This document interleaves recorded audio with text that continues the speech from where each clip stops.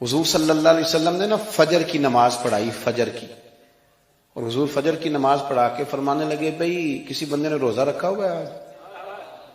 حضرت عمر کہتے ہیں رات کو میرا ارادہ تھا رکھوں، پر سویرے پھر میں نے گرا دیا، نہیں رکھا۔ حضور نے دوسری دفعہ پوچھا بھئی کسی نے روزہ رکھا ہے؟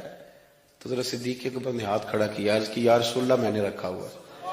آپ حکم نہ دیتے تو نہ بتاتا، پر روزہ رکھنا بھی آپ نے توجہ دلائی ہے تو حکم بھی آپ کا بتاؤ تو بتا دیا ہے۔ حضرت عمر کہتے ہیں حضور نے فجر کی نماز پڑھائی، فجر کی۔ دوسرا سوال پوچھا بھی کسی نے کسی بیمار کی تیمارداری کی ہے؟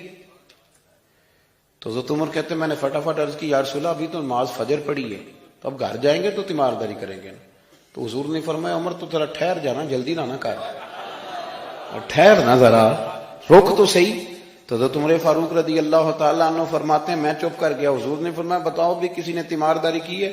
تو صدیق اکبر نے ہاتھ کھڑا کیا، عرض کی یا رسول اللہ عبد الرحمن بن عوف رضی اللہ تعالیٰ عنہ 2-3 دن سے نماز پڑھنے نہیں آ رہے تھے، رات میں نے پتہ کرایا تو پتہ چلا بیمار ہے، اور حضور مجھے یہ بھی پتہ ہے وہ میرا یار ہے، مجھے پتہ ہے رات کو جلدی سوچا پر تہجد میں ضرور اٹھتا ہے، تو حضور میں بھی ذرا فجر کا وقت جلدی اٹھا ہوں تو فجر میں آنے سے پہلے عبد الرحمن ابن عوف کی تیمارداری کر کے آیا ہوں۔ حضرت عمر کہتے ہیں میں نہ ہلکا ہلکا ڈھیلا پڑ گیا۔ حضور نے تیسرا سوال پوچھا، فرمایا کسی نے کسی مسکین کو کھانا کھلایا؟ کھانا کھلایا کسی مسکین کو؟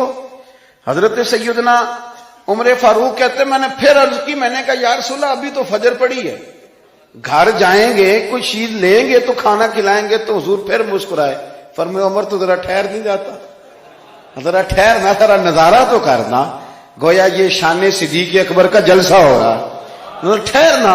حضور نے پھر پوچھا بھی کسی نے کسی مسکین کو کھانا کھلایا ہے؟ تو حضرت عمر کہتے ہیں لوگ سارے دائیں بائیں دیکھ رہے تھے اور میں چپ کے ابو بکر کو دیکھ رہا تھا، کہ مجھے پتا تھا کہ بولنا اسی نہیں ہے، اور دل میرا کر رہا تھا کہ کہہ دوں دیو جناب جواب، دل میرا کر رہا تھا۔ وہ سمجھ گئے تھے کہ سونا راضی کن کاموں میں ہو، بس یہ نقطہ انہوں نے پا لیا تھا۔ حضور نے فرمایا بتاؤ کسی مسکین کو روٹی کھلائی ہے؟ تو جناب سیدنا صدیق اکبر نے ہاتھ کھڑا کیا، عرض کی یا رسول اللہ سویرے اٹھا ہوں تو چھوٹا بیٹا بھی اٹھ گیا تھا، اور میرے وضو کرتے سنت پڑھتے ماں سے کہنے لگا بھوک لگ رہی ہے، تو ماں نے 2 روٹیاں بھی پکا دی، تو حضور ایک اس نے کھائی دوسری اس کے ہاتھ میں تھی۔ جب ہم نکلے ہیں نا گھر سے تو دروازے پہ ایک فقیر کھڑا تھا، مسکین کھڑا تھا، کہہ رہا تھا رات سے بھوکا ہوں، کوئی دروازہ کھلنے کا انتظار کر رہا تھا، ابو بکر سب سے پہلے تیرا ہی کھلا ہے۔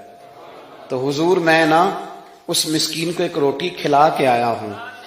حضرت عمر فاروق کہتے ہیں میں نے گردن جھکا لی، اور میرے رسول کریم نے فرمایا اے اللہ میرے ابو بکر پہ رحم فرما، اللہ میرے ابو بکر۔ وہ سمجھ گئے تھے، مزاج شناست سمجھ آ گئی تھی کہ حضور کن باتوں میں، اور نا اپنے اوپر وہ سارا کچھ طاری کر لیا تھا انہوں نے، طاری، ان کی ادائیں بالکل ڈھل گئی تھی نبی پاک کی اداؤں۔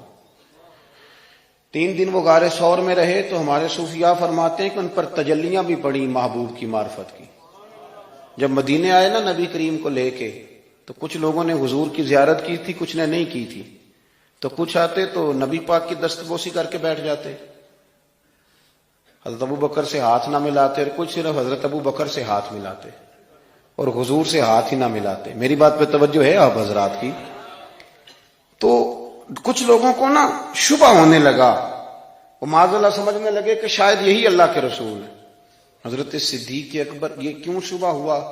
تو ہمارے محدثین فرماتے ہیں کہ ابو بکر صدیق بولتے بھی اس طرح تھے جو میرے نبی پاک کا طریقہ، بیٹھتے بھی اس طرح تھے جو رسول پاک کا طریقہ۔ کہتے ہیں انہوں نے امامہ باندھا ہوا تھا تو جو امامے کا پیچ حضور کا ڈھیلا رہ گیا تھا ان کا بھی ڈھیلا رہ گیا تھا، اس طرح اپنے آپ کو مزاج میں ڈھالا تھا، تو من شدی من تو شدم، میں اس طرح ڈھالا تھا مزاج میں، اس طرح کے کوئی فرق ہی نہیں نظر آتا تھا۔ وہ کہتے ہیں جب حضرت ابو بکر صدیق نے دیکھا نا کہ لوگوں کو تو شک ہو رہا ہے، کوئی میرے ساتھ ہاتھ ملا کے بیٹھ جاتے، تو حضرت صدیق اکبر نے کہا کوئی ایسا کام کرنا چاہیے کہ پتہ چلے آقا کون ہے غلام کون ہے۔ اٹھے، کندھوں پہ چادر تھی، وہ اتار کے نا تو حضور پہ سایہ کر دیا، لوگوں کو پتہ چل گیا کہ سایہ کرنے والا کوئی غلام ہے، اور جس پر سایہ کیا جا رہا ہے وہ آقا ہے۔ کیا خوبصورت نقطہ لکھا ہے مفسرین نے، شارحین فرماتے ہیں تھوڑی دیر کے لیے، تھوڑی دیر کے لیے، تھوڑی دیر کے لیے حضرت ابوبکر صدیق نے حضور کے سر انور پر اپنی چادر کا سایہ کیا تھا۔ اللہ کے رسول نے احسان کا بدلہ یہ دیا، نیکی کا بدلہ یہ دیا کہ قیامت تک ان کی قبر پر اپنے گنبد کا سایہ فرما دیا، قیامت تک گنبد کا سایہ کر دیا۔